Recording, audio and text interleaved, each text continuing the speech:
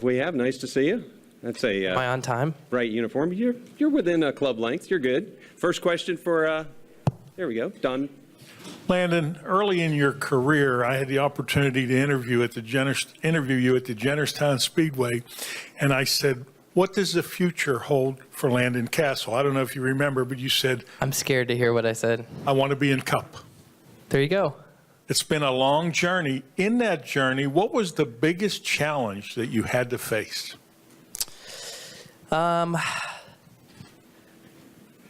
Probably discipline, like learning how to be a real professional race car driver. That's the biggest challenge.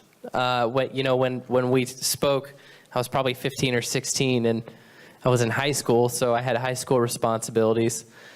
And working on my race car was something fun to do. I did it.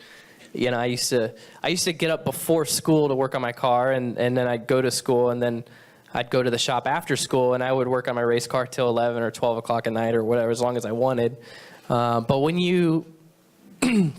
when I became a professional race car driver, and then even as kind of life has gone on the last couple of years, I've got a family, I've got a wife, I've got kids, kind of having to turn that passion and hobby into a job has been a challenge. And creating, I want to say creating, but prioritizing what it takes for me to be a successful race car driver, and then implementing that into a real life schedule, and then balancing my career with my family life. That's been my biggest challenge. But even as a teenager, the perception was you were going to develop professionally in a very good way, and you answered the question. It took me a while to ask you the results. I'm glad you came all the way here to ask me that question. I appreciate it.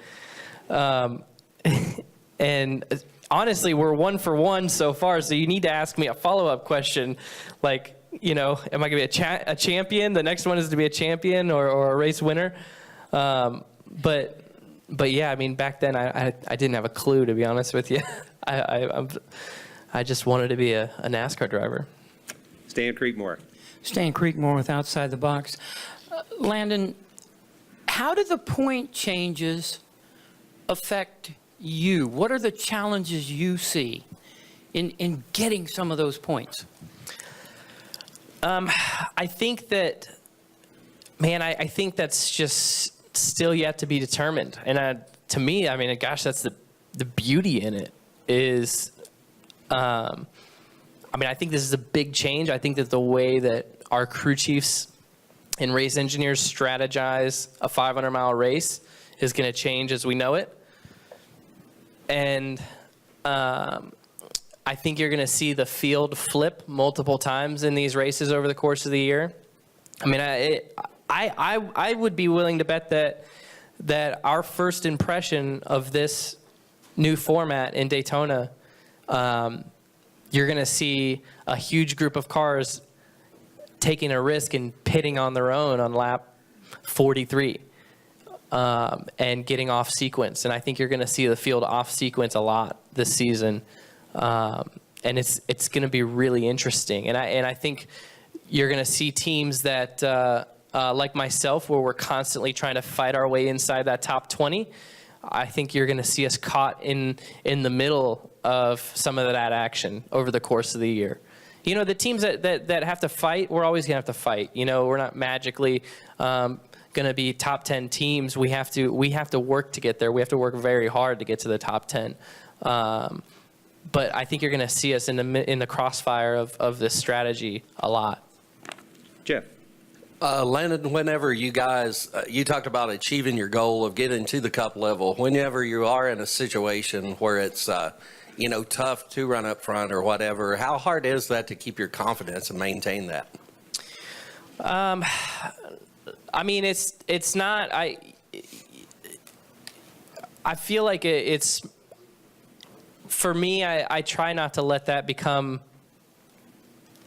what drives my daily or weekly mood or confidence level. For me, what I try to dictates my confidence level is my plan and my agenda and my schedule and my goals, and knowing that I'm doing everything I can to be the best professional race car driver I can be for my car owner who hired me to do this job, my sponsors who essentially hired me to do this job, and my family who's relying on me to provide for them. So I wake up every morning and have to think about exactly what it is I'm doing, and if it's contributing to my goal of being the best race car driver. So that I think as long as I stick to that on a day in and day out basis, I've found that produces the best results of having a consistent high confidence level, regardless of how the car is running or how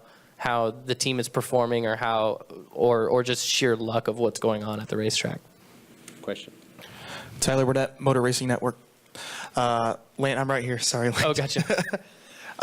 When you go to Daytona, you have one of the best teammates. You're talented on restrictor plates. Do you guys have butterflies going there? Know that you have a chance to win, race for top 10s, race for top 5s at tracks like that? Absolutely, especially with David. I mean, man, I'm so excited to race with David. I can't even tell you at super speedways. He knows how to push. He knows where to be. I'm excited about my spotter this year. He spotted for Biffle last year, and I think we're gonna be a good team. So, it's my car's gonna be bright and yellow at Daytona, and it's gonna look good. And hopefully, I can see you guys for breakfast the day after.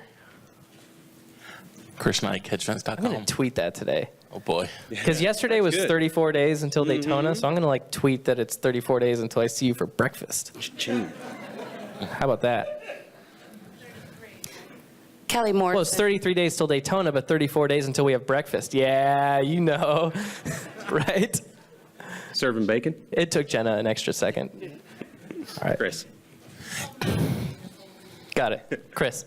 Chris Knight, catchfence.com. You guys had 15 top 25 finishes last season. Pretty good for you guys. You guys were building you getting used to the team and whatnot. What can we expect from you guys in 2017?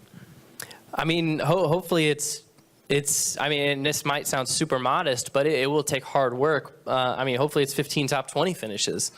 If those 15 top 25s can turn into 15 top 20 finishes, then a few of those are going to be top 10s. Hopefully we can have some stage top 10s as well. And I think it would be interesting to be an outlier in this new format where our points position is higher than maybe our average finish, where we kind of can leapfrog some guys because we use strategy midway through these races to collect 6 or 8 or 10 points at a time. Lynn, what you got? Kelly Morrison, the all-new NASCAR Preview and Press Guide. You've been racing since you were 3 years old. What other dreams have you made come true for yourself? Well, I've got a beautiful family, and I'm a homeowner. That's cool. And I'm still racing for a living. I'm really proud of that. I'm really proud that I get to do that, and I'm proud that I get to be here. And honestly, I'm excited for the rest of my career, and then whatever my second career may be. Whether it's selling used cars with my dad or playing a role in the NASCAR industry somehow. I feel like being a NASCAR driver is just, you're going to love this, stage one.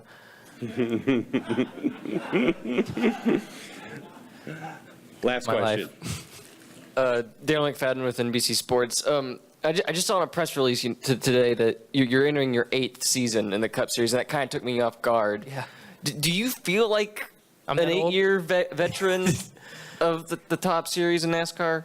I don't know. I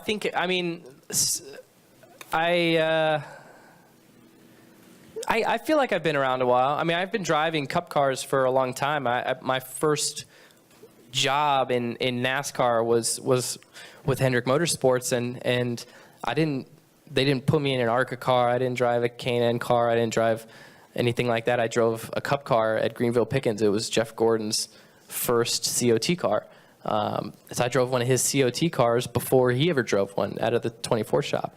And that was my job the first couple of years down here in North Carolina when I moved from Iowa. So I've been driving these cars for a long time, and to kind of put that 8 years in perspective in the Cup Series, you know, my first couple years I was starting parking. I didn't run a lot of races. I was trying to qualify into races. I didn't really have a deal. You couldn't even say that I was signed to a team because I was picking up jobs. So I feel like I still feel pretty young in my career, I would say, even though I've been around for a while. I feel like that's a tremendous asset, and that's one thing I think is very unique in my situation, is that I've got a lot of experience, and I'm just kind of cresting that edge of, okay, we're gonna figure out how to win races, because for the first few years of my Cup career, it wasn't really how are we going to win races. It was how am I going to get myself onto the racetrack, and who am I going to be doing it with. Well, we appreciate you being on stage with us here, and I know you got other appointments. Yep.